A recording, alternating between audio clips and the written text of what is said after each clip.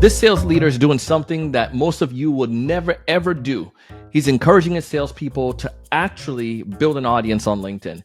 I'm gonna tell you why it's important, how it's helping them to be able to land way more appointments and actually to close more deals. Check it out.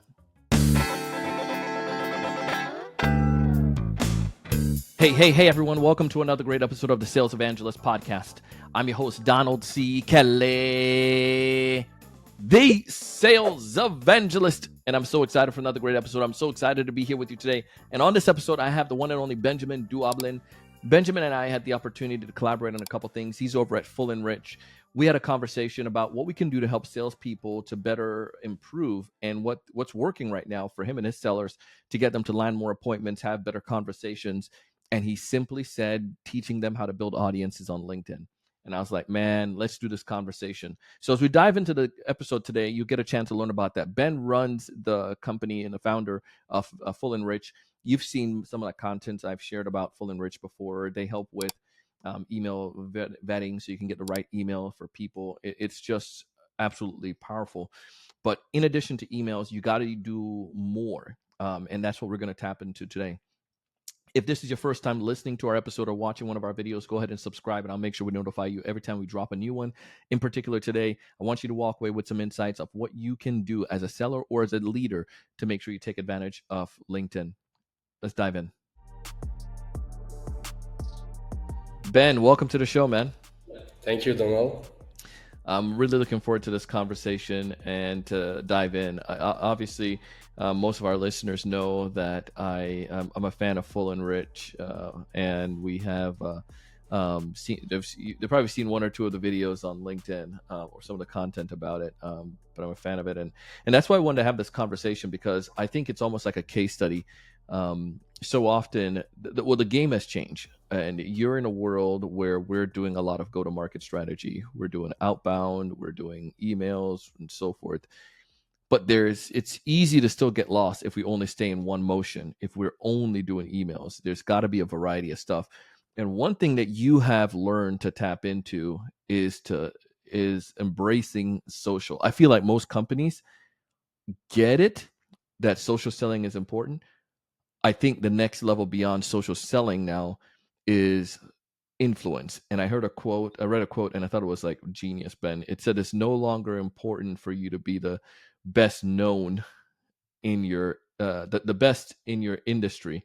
It's more important for you to be the best known in your industry. And I was like, dude, that makes so much sense. Like, you could be the best product, but nobody knows about you. You could be a okay product that works great, but if people know you, that's money. And I think, how do we do that? And how do you do that at scale? And I want to just kind of tap into your experience. So talk to me about this. As a leader, how do you embrace your sellers building their own identity on or influence on a platform like LinkedIn? Yeah, it's a good point because it's really core in our go-to-market motion, and basically it's part of their contract. So we have like 8 different salespeople in different parts of the globe. Some of them in the US, UK, France, Australia, because with Freelance we provide data, and we are a global data provider through data aggregation. And we figured out early that to build a brand and to go fast on the market, we needed to have like people that become the Food and Rich brand and talk about it. So we first started with influencers, people that were our users, and we're like, okay, guys, we love the way you use our product. We'd love you to talk about it on LinkedIn, because our ICP, basically marketing people, sales people, RevOps people, they spend time on LinkedIn every day. Like, they spend sometimes hours on LinkedIn. So it was a way for us to get attention. And getting attention can be hard on specific sales motion, but LinkedIn, you have like less than 1% of the people that create content. So if you want to be part of those people, it's not that hard. It's probably hard to perform, but it's not that hard to start. And I try to learn to my team to detach themselves also from the outcome of each post, because a post that doesn't really perform, no big deal. It's hard for us to see like a low performing post, but at the same time, if it's not performing, no one is seeing that it's not a good post. Mm-hmm. So the guidelines we have internally is like, okay, you are probably not like a good content creator as a sales rep. We prefer to have like great salespeople than incredible content creator that act as a sales. So we prioritize like the sales skills first, but then we ask them to also embrace the content creation. And for me, the content creation is just sharing your day-to-day tactics, sharing what you learn about sales. And the good thing also for our team is, as we sell a product for salespeople, they can easily share how they perform, what they learn in terms of cold calling techniques, what they learn about cold emailing techniques, what they learn about sales management. We also have like a sales director that is sharing the best practice in terms of how to manage your sales team, how to run like a proper sales meeting, a good discovery, how to follow this kind of framework or this kind of framework. Like, and it's just sharing what you learned yesterday to the public for Mm-hmm. me. It makes it so easy to create content when you just share, okay, the Benjamin I was yesterday didn't know Mm-hmm. this, so I will share it to the public, because there is probably other people in my situation as I were yesterday, um, that don't really know how to do this kind of discovery, how to do this kind of cold call opening, how to do this kind of email sequences. So just, yeah, sharing what you learned yesterday.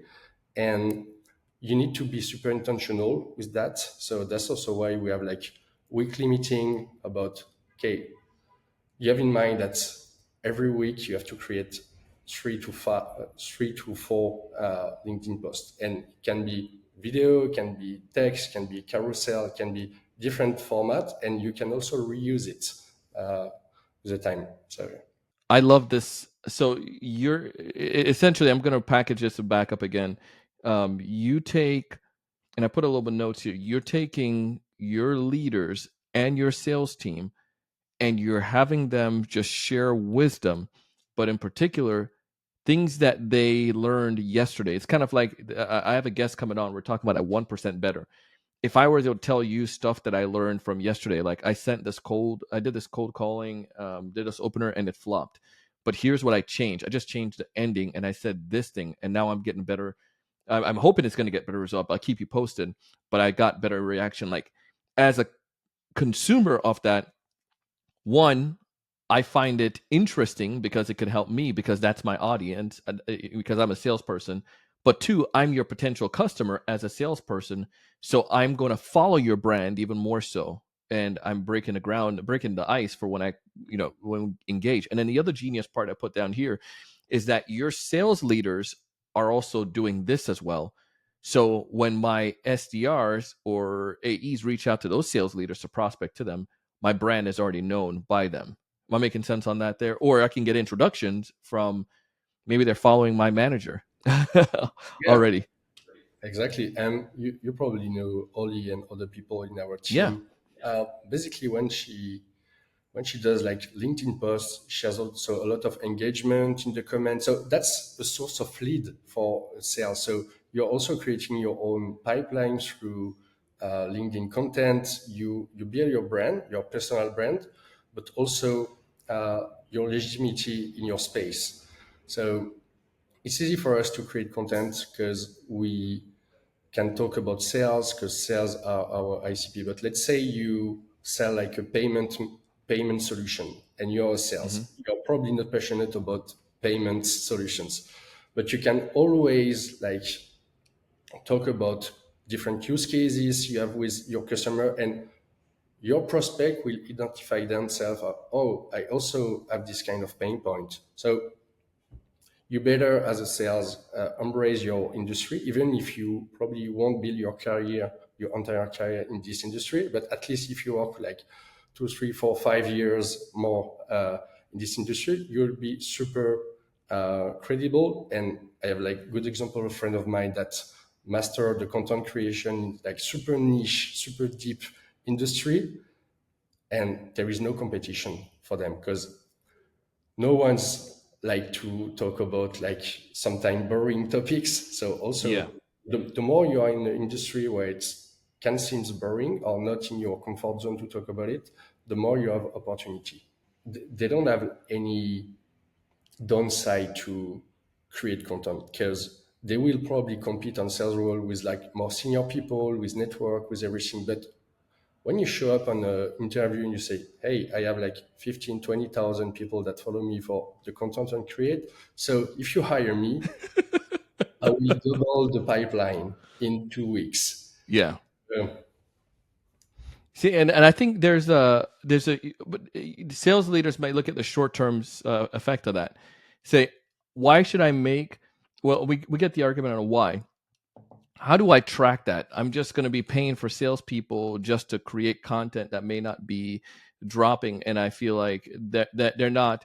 I can track how many calls they make. I could track how many emails they send. I can track all that stuff, but I can't track the effect of a social video or a campaign in the same way I could look at, they're doing the sales outreach activity. Talk to me about that. How do you balance that in your with your approach?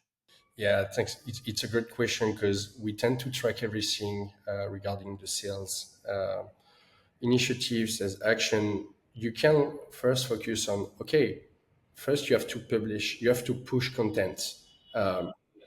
So make sure you take the habits, you make the habits of publishing 3 times a week, and then you will also learn about what's working, what's not working in terms of content.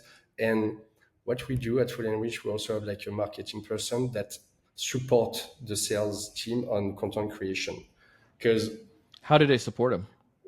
so we we had like different workshops. The first one was like, how do you want to create your personal brand? Also, how do you want be recognized in your industry, in your ecosystem? So you also you write the foundation, and then it's way easier to build on top of that. And also every week we share good content idea from other companies, other people. So it's something that is super active on my side. I'm like, guys, if you don't create new content, you won't build your pipeline. So they also know that the people that are doing this, and I tend to show the example. So I publish 3 4 times a week. I tend to have like, I probably have like more than 1 million impression per month on my posts. It brings a lot of leads. We also have a way to track the performance of this lead because every sign up we have a Full Enrich, we have like an onboarding form where we ask, hey, where did you hear about us? And Hmm. most of the time it's from LinkedIn. Sometimes they especially mention like these people, the CEO, these sales. So it's also a way to reassure us on, oh, that's working. And so if it's working, how can we double or triple down on this and improve? Is constantly like small improvement, but you have to be the first 2 months are super uncomfortable because for every new person that publish on LinkedIn, you're like, oh, I can't publish this. I feel so bad Yeah.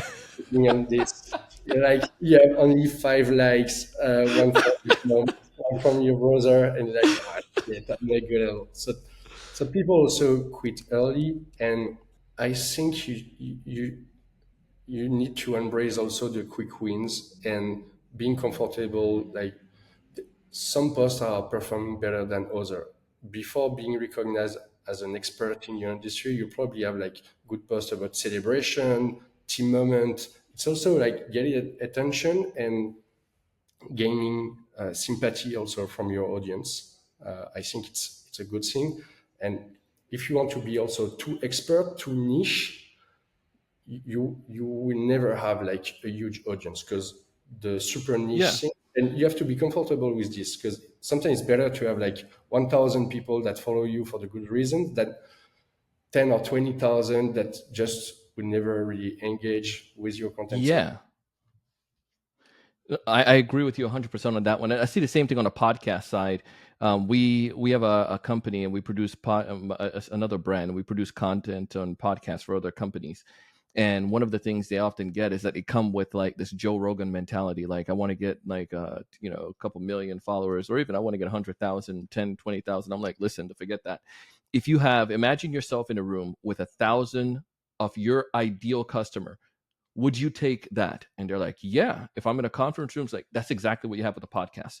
Every week, if you get up to 500 to 1,000 people listening to you with things that they find engaging, you're going to get leads from that. And that's how we built this brand, the Sales Evangelist. Was just like, same thing you said. We just shared content, all my mess ups, things that weren't working, find out from other people what they were doing. And that literally caused people to come through the door. And I think, and I see the same thing happening now with LinkedIn, but it's just this idea that brands, I find some people just get the hiccup, like it's not as productive. But the way you shared it, of how you're taking your team, how you have like a content, like a marketing person helping them out, it's not just like the flavor of the week. It's built into the culture of how the brand is. Take everything we're learning and give it out to the world. And like, like you said, if you have 1,000 followers, amazing, because that could be like, if you get 2 3 leads appointments a week, that's fantastic compared to 6,000 phone calls to get that. You know what I mean? You do Yeah, all of it, but it's just that this helps out even more so, and yeah, especially in a niche. definitely. And we also do like cold calls. So every time we cold call someone that isn't LinkedIn, it's like, oh yeah, Ben, of course, I saw you on LinkedIn. So it's like 100 times easier to manage the cold call when they see you. You probably know Gulio also, Yeah, the the weird cold caller. Every time he's cold calling someone in the sales industry, they're like, I know you, man. So I've seen. of course it's 10 times easier to have a conversation. But yeah, Yeah. so it's a multi-channel stuff. I wouldn't rely only on social, but it's a good way to supplement other channels. It helps you to, as a sales, build your brand, will help you and speed up your career, and also will help you like close more deal because you are recognized as an expert in your industry. Yeah. And every time you have to publish something on LinkedIn or another media, you have to think about what you are publishing. So also you will master the skills that you are talking about. And as we talk about sales, I'm glad that our salespeople also think about, okay, this is the good way to prepare a demo. This is a good way to run the demo. This is a good way to handle objection. So they also up their game by thinking about the content creation they can bring to salespeople. How much time are they taking, your sales folks, to create the content? Are you looking? Is it more like really good editing stuff? And again, we have 6 million AI tools out there that can edit. Or is it just like you're looking for more natural? Just have a conversation, record something, and toss it up on Yeah, social. we, we do both. We also run some interview to have like more organic content, but now with AI and the way I work is basically I chat with my audio recorder to dump Hmm. my ideas. Then I'm like, okay, what's the best part and that are not like super usual or common on the industry, and how can I make it simple to understand for my audience. And we have like a process where we can also share ID to other people. We are working a lot on the hooks because the hooks is there to make you read the second line. So if your hooks is not good, it's also a balance on bringing like great educational content, but at the same time making sure that people will read it or Yeah. consume it.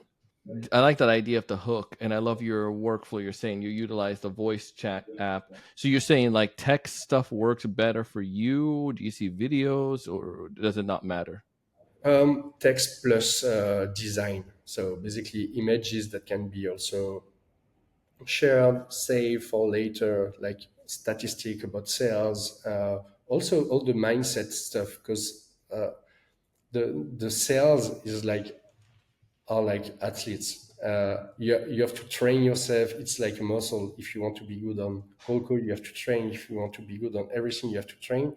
So I also figure that the mindset stuff for salespeople, this kind of content is something that is working well. And if we can help salespeople every day being more motivated, we are happy with that. So Yeah, because I think if they get, we've seen it, like if you just have this a positive mindset, that I think is half the battle. Go back to what you said. If you go 2 weeks of posting and you don't have any success, it's going to easily start eating at your pride and your self esteem. But if you have a positive mindset, no, I need to break through.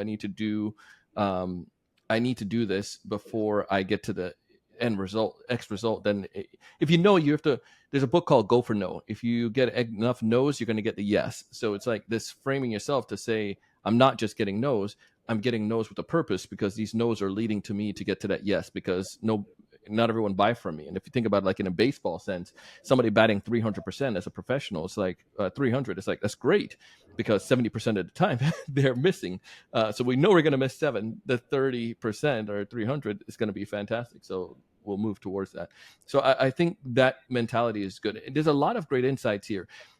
I'm a sales leader. I'm watching this episode. I'm listening to what you're saying, and I'm thinking, man, I know I need to do this, but I have my hesitation. What would you tell me to help me get over that hump, to get past my fears?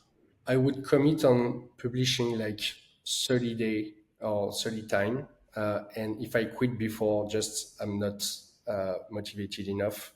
But you need to go through like weird moments where you are super uncomfortable publishing. And you know what I did sometime? I'm like, okay, I'm not comfortable publishing this. So I asked all the people in my team to publish it. You need to find the way you make sure you publish it. So if you have to work with a ghostwriter, work with a ghostwriter. If you need to be coached, take a coach, but just commit on, I don't know, fix your a target like publishing at least 20 posts. For me, it's the minimum, because you will learn also what's working, what's not. And I'll give Hmm. you an example that is a personal example. Every time I talk about like more growth slash operational stuff, Yeah. I think those posts are not working for me. When I talk about sales, cold calling, cold emailing, they're working super well, because I have like almost 30,000 followers. And I guess, yeah, most of them, 80% of them are sales leader or sales individual contributors. So, of course, this is my audience. Yeah. And when you start and you don't have any audience, you will have to build it. So you have to be also super international on where you want to land in 30 days.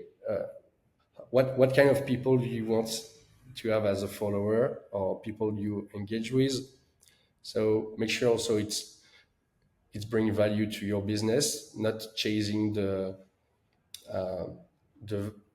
vanity metrics Yeah. on huge engagement and no business. So it's a combination. Sometimes you have to go for the vanity metrics. It's feel good, but it's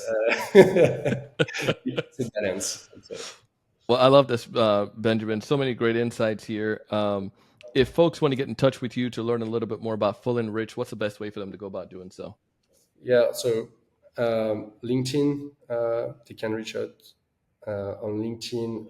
If they want to talk to our sales team, they can go directly on our website. They can also sign up for free.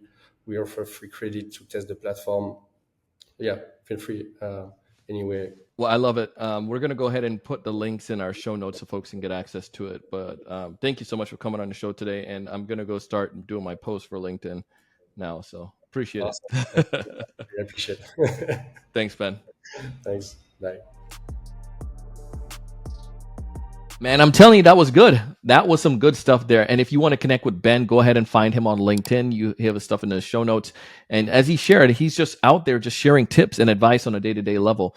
That's helping him to be able to perform better and to be able to help his team. And I think it can really help you as well. So, in a short, LinkedIn is powerful. You can utilize it on a day-to-day level. You build an audience, not necessarily become Joe Rogan or to become somebody on the platform like I don't know who's got Sarah Blakely or anything like that. You just need to be able to get your addressable market to be able to connect with you. So when you do emails and your phone calls, you're having some kind of impact. Again, it's not about being the best in your industry, it's being the best known in your industry. As always, I want you to thrive. I want you to succeed. I want you to be able to raise your level of thinking. I want you to go out and do big things. Feel free to check out our mastermind, thesalesevangelist.com/mastermind. Would love to have you. See you in the next one.